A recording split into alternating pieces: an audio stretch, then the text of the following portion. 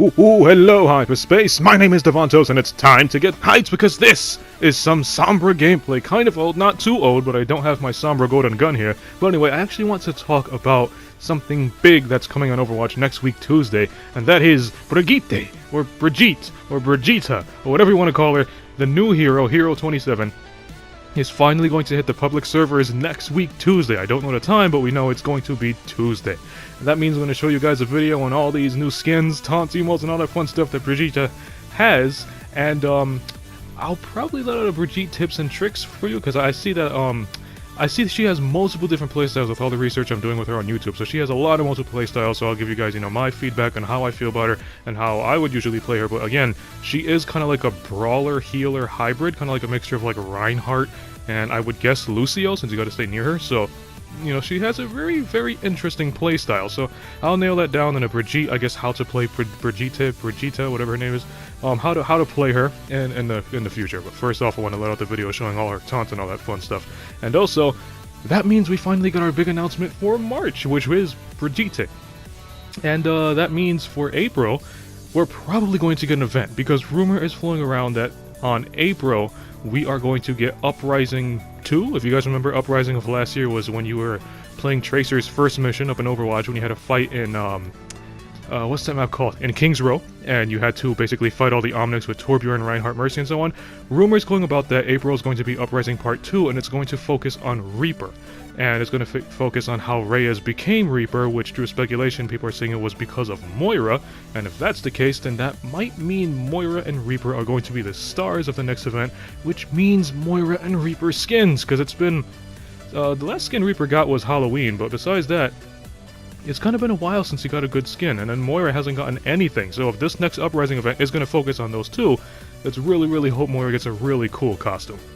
And let's actually hope it's in a different level and not in King's Row. Maybe it could be like in Gibraltar, but it could be at night, so it kind of feels like the Talon's base. Or maybe they can actually give us a brand new map, kind of like how they did with the Ayutthaya Capture the Flag. For that specific Capture the Flag event of Year of the Rooster, they purposely made a map just for Year of the Rooster, which was Ayutthaya. So it would be really cool if they actually make another map that's just specifically based off of Uprising 2, and it can be like, Talon's headquarters, where you can actually play through as Reaper and Moira, and I guess McCree and Genji would be there too, because they were evil at the time. And they could even do something like add little cutscenes here and there, because I don't know if you guys have noticed, but when you play the tutorial, not when you go to training and you go tutorial like how to learn the controls, there are minor cutscenes when you play as Soldier and then Tracer shows up and she greets you and tells you what to do. There are little slight cutscenes here and there, so they can actually implement that in the next event. It would make you feel more involved and more engaging into actually what's happening, instead of listening to dialogue like they did the last Uprising event. I'm saying dialogue is completely fine. There's nothing wrong with that, because these voice actors who voice these heroes are amazing. But maybe they want to step it up just a little bit, add just like little cutscenes here and there. I think that would be amazing. And that also means the Overwatch anniversary is coming really soon. I believe it's going to come in May or June? I don't remember, but that's still kind of a ways far from here. So let's actually just focus on Brigitte, who's coming, and I cannot wait to play as Brigitte. She's pretty cute, and I also want to just see her playstyle and how she functions, because she seems really fun to use. But there are also changes to Overwatch heroes, and I believe I covered the Hanzo change in the last video, but if I did, I just want to touch on it really briefly. He's basically going to have a full auto arrow, which is replacing the scatter arrow, basically like a rapid fire turret. He is going to be able to basically do a miniature leap, very similar to Winston's Pounce, and you can combine that with wall running, and they're going to increase the projectile speed of his standard arrow. And I believe that was all that Hanzo had. They're going to make some changes to Symmetra, which they said is going to be quite a while, but they have ideas. They're testing it out in the studio and seeing what Symmetra can do. They're trying to make her more engaged into the battlefield, and I feel like if they are going to make her more engaged, but keep it with the same weapons and abilities, first off, I really feel like you should increase the range of her turret placement. When you're playing as Symmetra and you gotta place a turret, you gotta be like literally right on the wall in order to place it. I feel like they should give it some range, maybe like 30 meters. You know how the distance that Moira can start tagging you and draining your energy? Make Symmetra stand like that far from the wall so she can place it. That way when the fight is breaking out, she can be in cover and then still start placing turrets. It would keep her more engaged into the fight without having her to actually be literally engaged in the fight. And For her secondary fire, when her gun fires those slow-moving big orbs of death, I feel like just increase the travel time for it. Don't make it move as fast as Zenyatta's things, because those things are powerful. But I mean, just make it move slightly faster so it's more difficult to dodge. Kind of like Reinhardt's Fire Strike. You know, it moves fast, and you can land some hits, but it's not going to be landing as frequently as Zenyatta's little orbs do. And I feel like her ultimates are fine, but I feel like the same way that you have to be kind of a distance from the wall to place those turrets, I feel like they should just apply the same thing for her ultimates. You know, she can be standing in a corner and then 30 meters away she can place a teleporter. It would stop her from constantly moving around the map because Symmetra runs really slow. And you know, she's constantly running really slow, place a teleporter or shield generator, and then slowly lumber all the way back and so on. It's really, I guess you can kind of say it's really annoying, and it gets really boring after a while because the only thing Symmetra has to rely on are those teleporters, and that's another thing I want to touch on, not the teleporters, the turrets, and that's another thing I want to touch on, those turrets. They are really weak. I feel like they have a health of like 1 or 2. I feel like they should increase the health to at least a 40 or a 50. That way, you know, if a Winston does show up and he starts tagging it, he has to be electrocuting a turret for like maybe a second before it gets destroyed. It gives you enough time to at least damage the Winston, because there are times where I see enemy Symmetras and I just pop a Winston, because you know how I play a lot of tank. I just pop up as Winston and I literally just shut that Symmetra down and she cannot do a single thing. So just make her turrets slightly stronger. Don't make it like no 100 health, that's a little bit much. I say at least 50, so they can be somewhat reliable and somewhat of an annoyance, because I mean that's kind of what Symmetra is. She's kind of like an annoyance when you jump into her nest.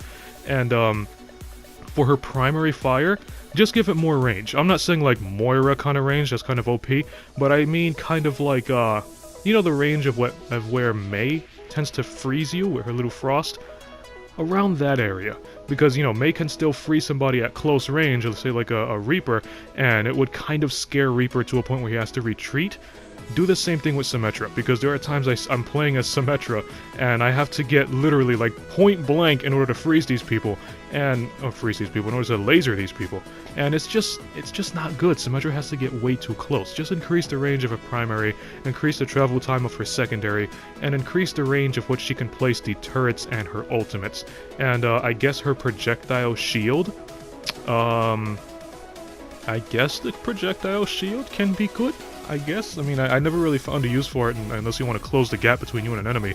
Other than that, I feel like Symmetra would be pretty good. And they also said they're making changes to Torbjorn, and I don't know what they plan to do on Torbjorn, but I do have a couple of ideas on what to do with them to make him more engaged in the battlefield. So I feel like hammering his turret to level it up from level 1 to level 2, make him hammer faster. Because there are times where you just keep hammering it over and over and over, and it just keeps losing energy, so you're never going to get it to level 2.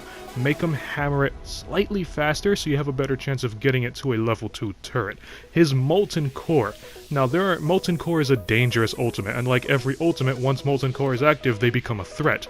However, Torbjorn's Molten Core is not a threat unless his turret is at level 3, and in order to get it to level 3, it has to be a level 2 first.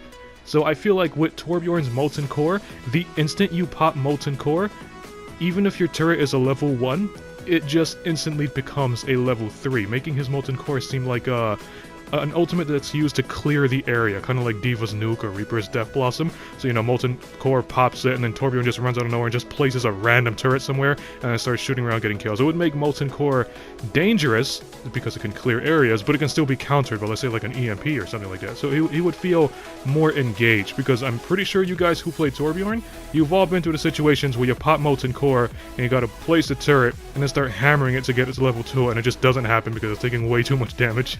And one more thing with Torb, I feel like his armor should be increased from 75 to 100. And the reason I say this is because Brigitte is coming out, and when Brigitte throws the armor pack at you, it does 75. Her ultimate gives you 150, which slowly totals up to 300, so you have 75 for Brigitte's throw. Then you have Torbjorn's 100 armor pack, which I feel like they should buff to 100, and then you have Brigitte's ultimate, which is 150.